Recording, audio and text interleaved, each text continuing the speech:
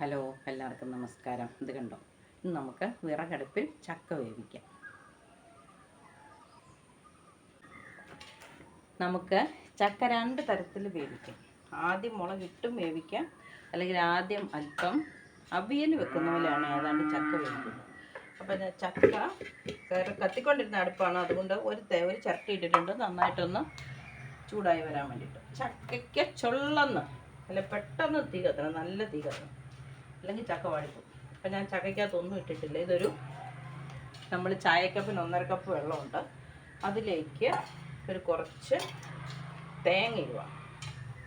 അവിയൽ നമ്മളൊരല്പം മഞ്ഞൾ എണ്ണയൊക്കെ ഒഴിക്കുന്ന അടുപ്പത്ത് വയ്ക്കാൻ നേരത്ത് ഇത് തേങ്ങയാണ് ഇടുന്നത്. ചക്കയ്ക്ക് മുളഞ്ഞുണ്ടല്ലോ, മുളഞ്ഞ് ചുവയ്ക്കാതെ ആവി കയറി വരാൻ വേണ്ടിയിട്ട്. അപ്പം അത്രയും വെള്ളം ഒഴിച്ച് ഇത് മൂടി വെക്കുകയാണ്. ആവി കയറുമ്പോഴത്തേനും നമുക്ക് മുളകരച്ചുകൊണ്ട് വരാം. ചക്ക ഒരിക്കലും ഇങ്ങനെ വാടിപ്പോകാനൊന്നും ഇടവരരുത്, നല്ല തീ കത്തണം. അതുകൊണ്ടാണ് തീ കത്തി തുടങ്ങിയപ്പോൾ ഞാൻ വെച്ചത്. ഒരു ചിരട്ട കത്തുന്നുണ്ട്, ഒരു ചിരട്ടയും കൂടി ഇട്ട് കൊടുത്താൽ ചക്കയ്ക്ക് ആവി കയറിക്കോളും. അപ്പം നന്നായിട്ട് ഇതുപോലെ ചക്കയുടെ ചുവട്ടിൽ തീ കത്തണം. ഓട്ടുരുളി വയ്ക്കുകയാണ് ഏറ്റവും ടേസ്റ്റ്.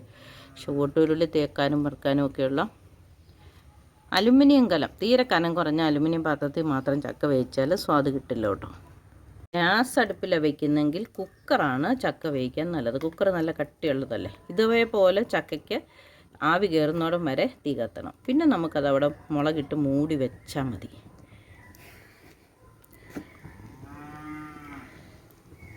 കണ്ടോ, ആവി കയറിയിട്ടൊന്നുമില്ല, തീ കത്തി വരുന്നതേ ഉള്ളൂ. മുളകരച്ചുകൊണ്ട് വരാം.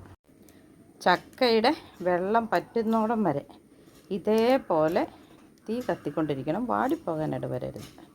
ഞാനിപ്പം ഒരു ചിരട്ടയും കൂടി ഇട്ട് കൊടുത്താൽ, രണ്ടാമത്തെ ചിരട്ടയാണ്. ഈ ചിരട്ടയും കൂടെ കത്തിക്കഴിഞ്ഞാൽ അടുപ്പിൽ നല്ല തീക്കനൽ വരും.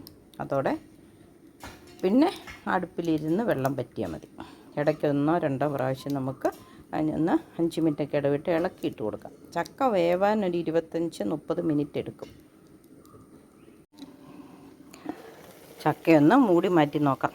നന്നായിട്ട് ആവി കയറിയിട്ടുണ്ട്. നമുക്കിനി മുളകരച്ചത് ഇട്ട് കൊടുക്കാം. ചക്കയ്ക്ക് മുളകരച്ചെടുത്ത് വന്നിട്ടുണ്ട്. ചക്കയുടെ മുളക് അവിയലിൻ്റെ കാര്യം പറഞ്ഞിട്ട് അതുപോലെ തന്നെ അവിയലിന് അരിയുന്ന പോലെ അരിഞ്ഞാൽ മതി. നമുക്ക് ഉപ്പും കൂടെ ചേർത്ത് കൊടുക്കാം. ഉപ്പും കൂടെ ചേർത്ത് ഇളക്കിയിട്ട് മുളകിട്ട് കൊടുക്കാം.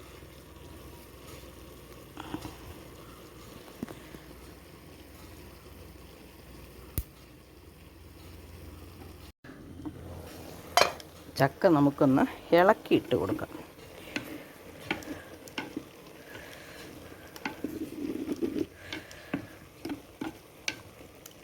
ചക്ക കുഴയുന്നതും കുഴയാതെ അവിയൽ പോലെ ഇങ്ങനെ തേങ്ങ പുരണ്ടിരിക്കുന്ന 2 തരത്തിൽ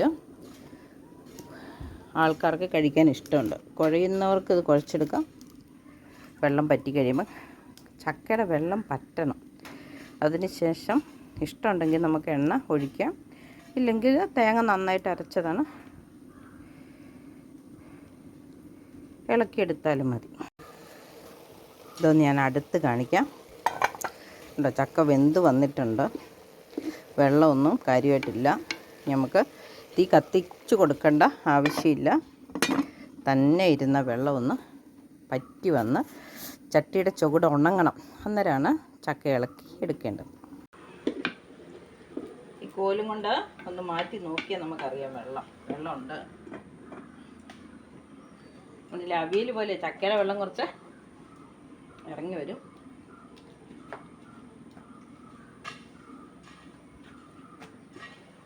ഉണ്ടോ, അടപ്പയിൽ ആവി തട്ടിയിരിക്കുന്നത്.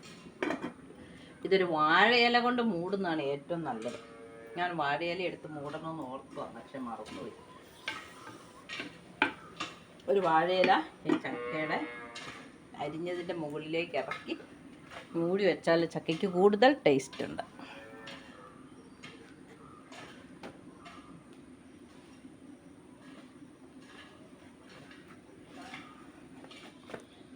ഇത് നമുക്ക് ഇളക്കി എടുത്താൽ മതി. വെള്ളം പറ്റി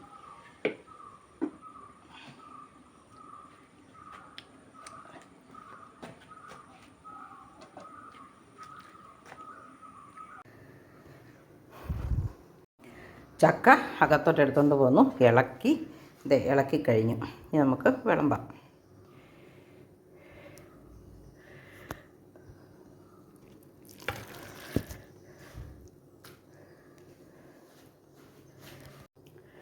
ചക്ക വിളമ്പിക്കൊണ്ടിരുന്നപ്പം അപ്പടി ആവിയായിരുന്നു, ക്യാമറയിൽ പുക പോലെയായിരുന്നു. അതുകൊണ്ട് ഞാൻ അത് കിട്ടിയില്ല. വിളമ്പി കഴിഞ്ഞിട്ട് കാണിച്ചു. ഉണ്ടോ, കണ്ടാൽ ആവിയിൽ പോലെ ഇരിക്കണേ.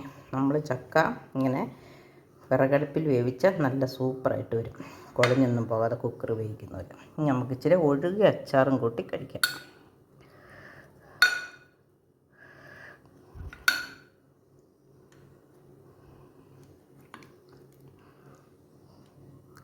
മാങ്ങ അച്ചാറോ മാങ്ങ ചമ്മന്തിയോ ഒക്കെ ആണെങ്കിലും നല്ല കേട്ടോ. ഇനിയിപ്പം നമുക്ക് അല്പം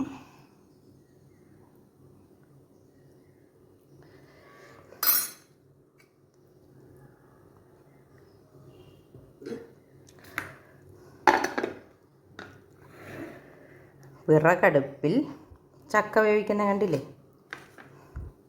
നന്നായിട്ട് തീ കത്തണം. അതാണ്, ഒട്ടും വാടിപ്പോകരുത്. ഒരു 3 ചിരട്ട ഉണ്ടെങ്കിൽ ചക്ക ഒട്ടും വാടിപ്പോകാതെ തീ പിടിച്ചിട്ടേ അടുപ്പത്ത് വെക്കാവുള്ളൂ.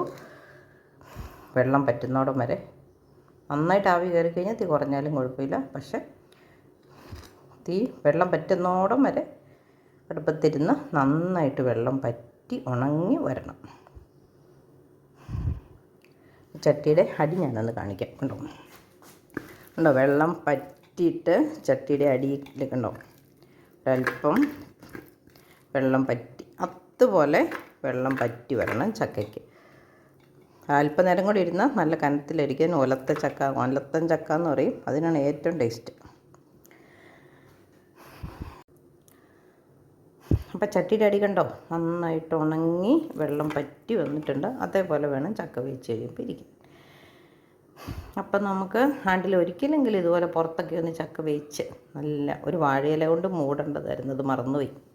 അതും കൂടെ ചെയ്തിരുന്നെങ്കിൽ ഒന്നുകൂടെ ടേസ്റ്റായിരുന്നു. ആവിയൊക്കെ വാഴയിലയിൽ തട്ടിയിട്ട് താഴോട്ട് നിൽക്കും. അപ്പോൾ തീരെ കുറച്ച് വെള്ളം ഒഴിച്ചാൽ മതി. അപ്പം നമുക്കിനി കഴിക്കാം. ചക്ക നല്ല മയമുള്ളതാണ്, വെന്ത് പോവും കഴിഞ്ഞു പോകുമെന്നൊക്കെ പറഞ്ഞാലും വെന്ത് ആവി കയറി വെള്ളം പറ്റി വരാൻ അരമണിക്കൂർ എടുക്കും. നമ്മൾ 9:05 അടുപ്പത്ത് വെച്ചതാണ്. 9:35 40 വാങ്ങി. അരമണിക്കൂർ സമയം എടുക്കും നമ്മൾ വിറകടുപ്പിൽ ചക്ക വേവിച്ചാൽ.